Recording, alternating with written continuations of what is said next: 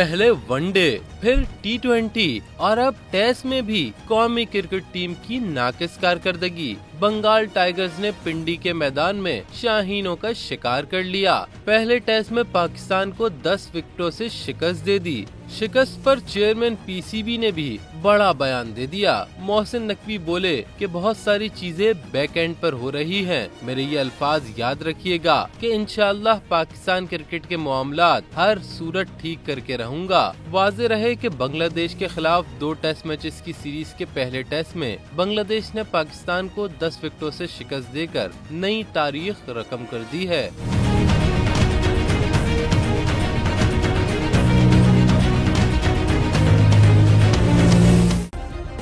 Subscribe करें और bell दबाएं ताकि कोई खबर रह न जाए।